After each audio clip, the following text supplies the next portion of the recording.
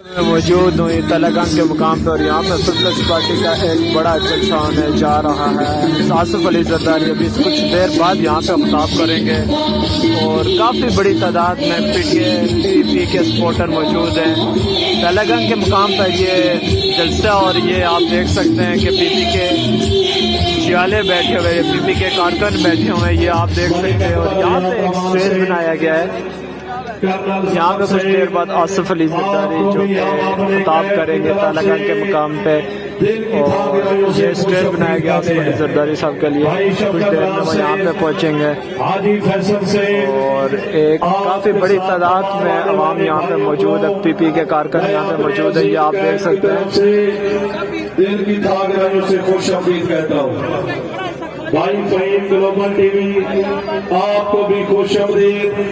ये आप देख सकते हैं कि पीपी के बड़ी तादाद में कारकुन मौजूद हैं और एक अच्छा जलसा पीपल्स पार्टी करने जा रही है तलागंग के मुकाम पर।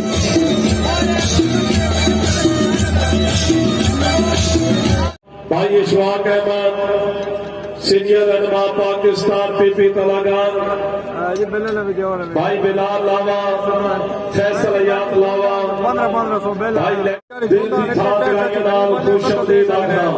बड़ी मंजिलों के मुसाफिर दिल छोटा नहीं रखते।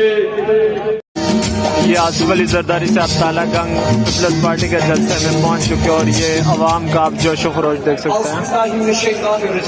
बड़ी तादाद में पीपल्स पार्टी के जियाले इस टाइम यहाँ पे मौजूद हैं, ये आप देख सकते हैं। तमाम